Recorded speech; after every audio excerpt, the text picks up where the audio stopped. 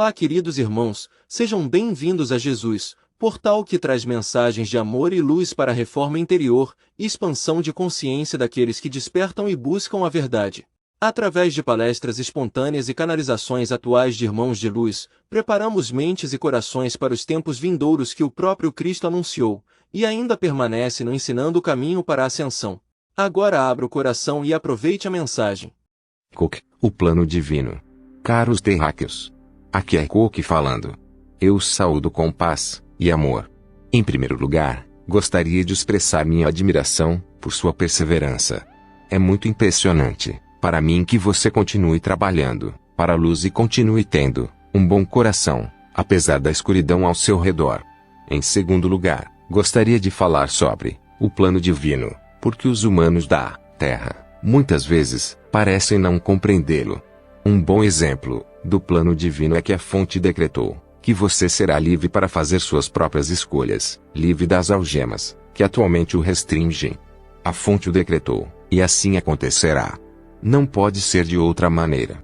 Dito isso, quando isso vai acontecer, depende das escolhas de livre-arbítrio dos seres conscientes.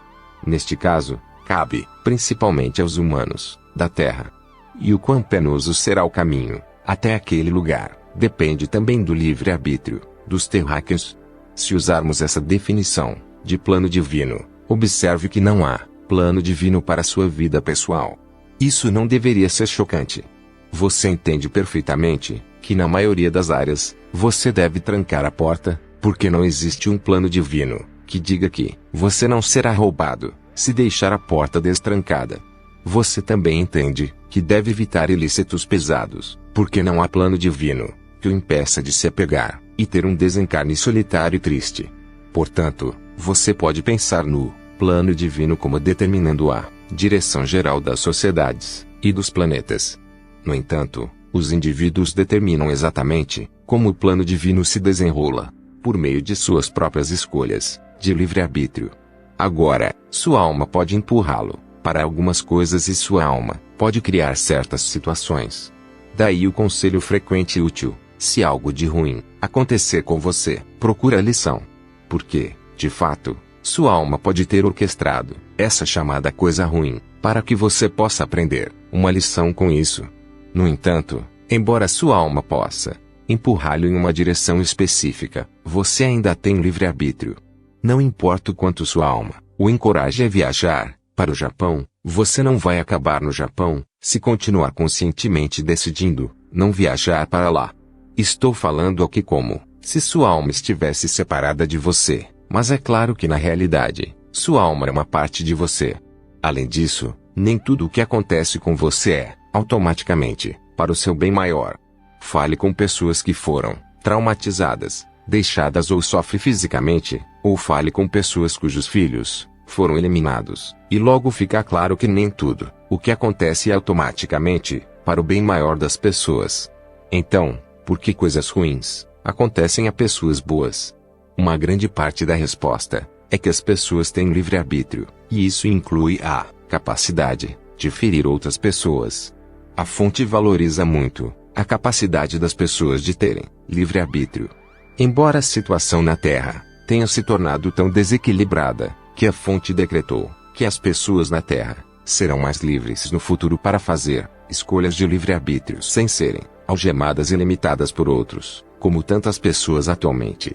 Então, como a ideia de destino se encaixa nisso? Bem, o que os humanos da Terra consideram como destino é a sua própria alma empurrando-os para um certo caminho, mas os acordos pré-nascimento que eles fizeram também os empurrando para um certo caminho. Mas, novamente, estes são nudes. Esta não é uma força inevitável. As pessoas sempre retêm o livre-arbítrio. A propósito, é estranho para mim que as pessoas às vezes façam declarações em que dizem que não têm livre-arbítrio, como: sinto muito, tenho que pedir para você sair. Esta é uma afirmação falsa, porque a pessoa que diz isso não precisa perguntar isso. Em vez disso, eles optam por perguntar isso. Você sempre mantém o livre-arbítrio. Sim, isso importa, embora talvez eu seja supersensível a isso, porque usei a frase tenho que fazer isso no passado, para justificar minhas próprias atrocidades, antes de me voltar para a luz. Portanto, a fonte decretou que a humanidade será livre para explorar e experimentar como quiser, desde que não limite essa liberdade nos outros. No entanto, observe que a fonte deseja permitir que as pessoas tenham o máximo de livre-arbítrio possível e, portanto, isso pode ser alcançado de várias maneiras. Isso pode ser realizado por meio de um evento flash solar que eleve a humanidade e inaugure uma era de ouro na Terra. Se queremos que o flash solar não elimine a maioria da humanidade, então precisamos que o subconsciente coletivo da humanidade seja alto, o que significa que o nível médio de consciência na Terra precisa ser alto. Isso pode ser realizado através de um processo mais lento de humanos da Terra gradualmente elevando sua consciência, talvez com galácticos contatando fisicamente os trabalhadores da luz da Terra nos bastidores. Isso pode ser realizado através de uma evacuação da Terra e reassentamento de humanos terrestres não acordados em outro mundo.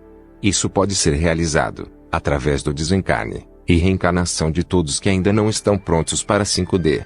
Nesse cenário, talvez a extinção seja gradual ou repentina. Se for repentino, talvez os galácticos divulguem uma mensagem: se você quer ser transportado a bordo de nossas naves, diga sim em voz alta logo antes do desencarne repentina. Então, qual desses cenários vai acontecer? Depende das escolhas de livre-arbítrio que os humanos da Terra fazem. No momento, os dois cenários mais prováveis são o evento flash solar ou a ascensão gradual da humanidade. Mas daqui a alguns meses, as chances podem ter mudado.